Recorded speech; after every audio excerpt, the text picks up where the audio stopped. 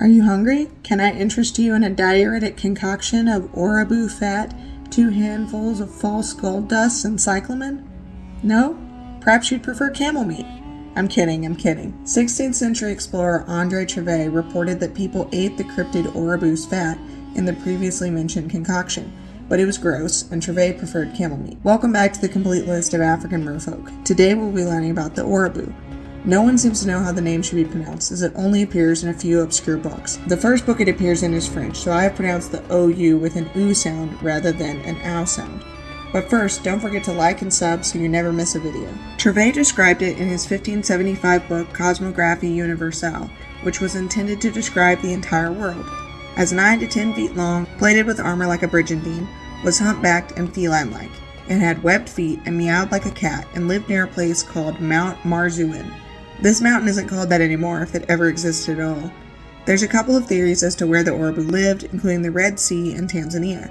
Despite multiple websites claiming that Mount Marzuin was in Tanzania, Cosmographie Universelle said that this was in North Africa and Tanzania is in East Africa.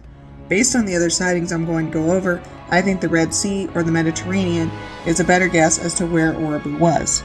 There's a mountain range in the Sinai Peninsula that could contain Mount Marzuin. Ambroise Paré, a contemporary of Trevet, also described the creature, which he identified as Orabon. He added the detail that the cryptid was extremely ferocious to other fish. As an aside, the oraboo appeared under the name Orabon in the Secret Service video game Beast of the Fifth Sun. The game's design appears to be inspired by the Cosmographie Universelle illustration and interprets the creature's face as being similar to a catfish, which I think is a plausible interpretation. Somewhat nearby in Gaza, there's another report that could be related. This incident occurred in the desert. It's unclear how close to the coast of Gaza this incident happened, so perhaps the creature came from the Mediterranean. If this sighting is of the oraboo, then it would be of 2 separate, albeit potentially related populations, as the Red Sea and the Mediterranean were not connected at this time. The modern Suez Canal didn't open until 1870. You can see why I prefer the Red Sea location, as it fits more with the Gaza sighting potentially being of an oraboo. So what actually happened in Gaza? In 1432, a group of Europeans saw a 3-foot-long, 4-legged animal with a meowing cry, sturgeon-like scales, a head that resembled a hare, feet that like the hands of a child, and a long tail. The Arab interpreters claimed the creature was dangerous, but when it saw people, it hid in a bush. It was pursued and hit with a sword, and then it attacked and was killed. Like the oraboo, it meowed and had armor-like scales, which made it hard to kill. The sword initially bounced off the animal's scales. The illustration in Cosmographie Universelle also depicted the oraboo with a hair-like face.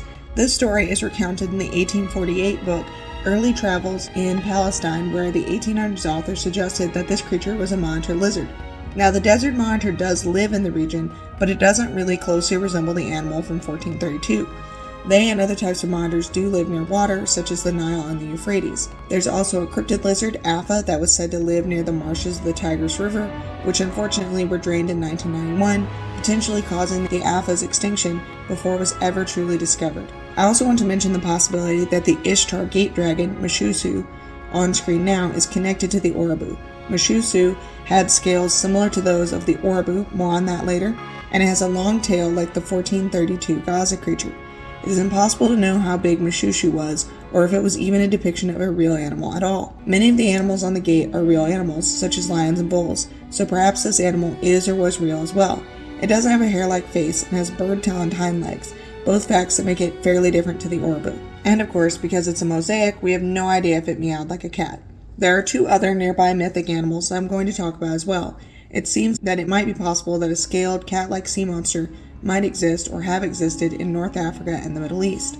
The first is Çeşme Ayesi, a Turkish aquatic cat spirit considered to be holy. They were said to live in wells, fountains, and springs. They are shapeshifters who can take many forms, including cats and women.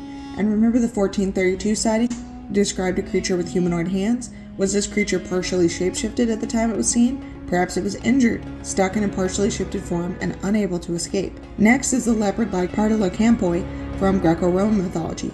The name means fish-tailed leopards, and that's essentially what they are.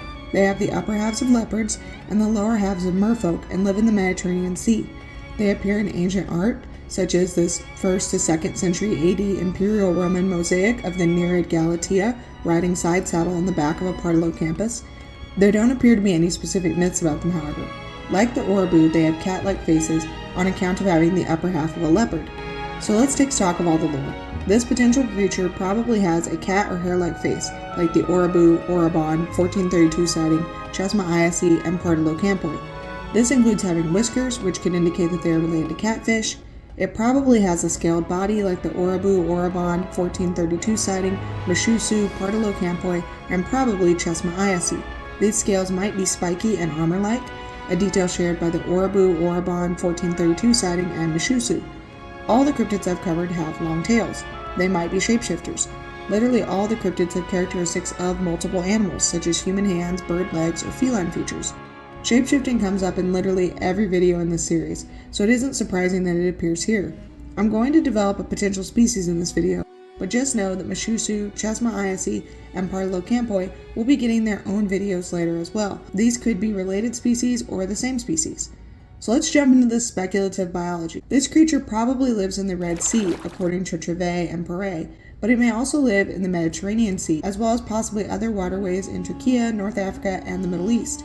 As previously mentioned, the Red Sea and the Mediterranean were not connected until the 1800s, so these populations would be separated, possibly subspecies, but also possibly the same species. And if they still exist today, they would be able to connect and interbreed because of the Suez Canal. The Red Sea is the saltiest sea in the world and has one of the world's longest continuous coral reefs. It's a very unique habitat, and it's easy to imagine this being a place that at one point could have been home to an animal like the Orabu. The Red Sea and Mediterranean are saltwater, but they might be able to tolerate freshwater and swim up into rivers. Alternatively, they have a life cycle that has them traveling between fresh and saltwater, which is very common among merfolk mythology. They may also be able to go on land for unknown lengths of time. This could mean that, like the lungfish, they have both lungs and gills, enabling them to survive long stretches on land. The lungfish, for instance, can survive up to 4 years in mud without water. I have chosen the species name Catus orabu. I couldn't use Felis for the genus, as that is already in use for cats. Catus is a Latin word for cat that might be the origin of the English word cat. After much deliberation, I put Catus orabu in the order Homo ichthys because they have fish lower bodies and a humanoid upper body. Because they have both lungs and gills, they're in the suborder Numen and the family Fluviatuli. I gave Catus orabu an armor-like spiky scaled fishtail inspired by the sturgeon-like scales of the 1432 animal Orabu, Orabon, and Mishusu. I chose a yellow color like the Ishtar gate dragon, real-life leopards, and this colorized image of the Orabu. There are a number of real-life fish from the Red Sea and the Mediterranean that have yellow scales. The Titan triggerfish lives in reefs around the world, including the Red Sea. On screen is a Titan triggerfish in the Red Sea. Another example is the Red Sea clownfish, which also has a vivid yellow color. And my last example, the Sphinx blenny, comes from the Mediterranean. Look at the coloration on that fish. So cool. The tail is long, and there are clawed, webbed, leg-like fins on the tail. This is a male Orabu, partly because I have no idea if female Orabu have breasts. Many merfolk do, but it isn't mentioned in any myths, except for Chesma iasi, and cats don't have humanoid breasts.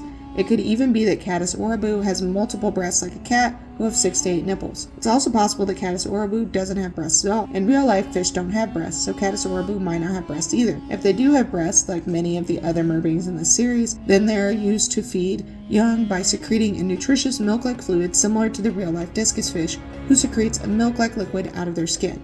The upper body has humanoid arms, clawed hands, and a spotted leopard-like pattern. This pattern comes from Partalocampoy, but there are also many real-life creatures with similar patterns as well, and I'm not just talking leopards. Monitor lizards can have spotted patterns, but also fish from the Red Sea as well as other places. I particularly look to the starry puffer and peacock kind for inspiration. Catus orabu has a cat-like face with a catfish-like snout, whisker-like barbels, gills, and lungs, like a lungfish.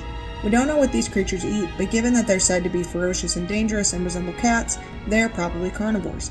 They might have tooth plates like lungfish, or they might have pointed cat-like teeth. For an example of a fish like this, here are the Titan triggerfish's teeth. So Catus orabu's teeth might look like this. Side note, I learned what catfish teeth look like, and now y'all get to know too. They're super weird looking and not feline at all. They're pointy, tiny, and in some cases bendable. Because they go on land, potentially for significant periods of time, Catus orabu might not need the big eyes of a deep sea creature, the kind of eyes I usually give my merfolk, but their eyes are still round and black. I was inspired by monitor lizards, catfish, and the eyes of the dragon on the Ishtar gate.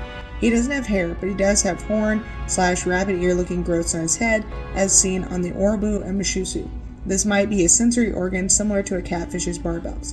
We don't know where life begins, whether in fresh or salt water. Unlike last month's kitten Nusu, Tom Pendrano, who birth live young, they probably lay eggs. The amount of fry born at once is unknown. There could have been a lot of Caddis aurobu and now they are extinct, or their population could have always been small, so it's really impossible to guess the amount of fry hatching at once. We don't know how big they grow to be as adults, but it could be up to 9 feet long. Whether they live in fresh or salt water, they're able to come on land as adults, just like lungfish. It's possible that they are shapeshifters, able to take land or sea-based form. Alternatively, they might begin life in water and then become terrestrial animals later.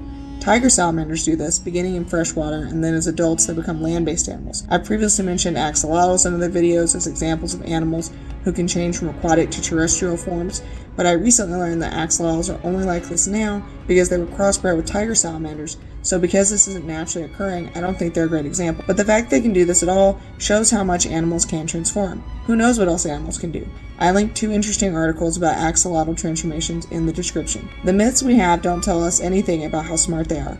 All the information makes them seem like an unidentified animal. Chestnut ISE are believed to be holy, and they are smart, but they seem to be the exception. I'm sure Caddis aurobu are intelligent in their own way, able to potentially survive in secret all these years. But they could be smarter, you never know. Let me know in the comments how smart you think they might be. Lastly, what about the meowing? Fish don't really vocalize in the way that other animals do. We know that cetaceans make sounds. And some fish make drumming sounds, something I covered in my video on the Nigerian water people. Triggerfish can create a grinding noise by moving their dorsal spines, but no fish meow. This sound could be explained by medieval exaggeration, shapeshifting enabling the creature to meow, or some meowing-like sound the creature somehow makes that we just don't know about yet. There are more videos coming, so be on the lookout for a video on Angola's guardian of the water, Kianda,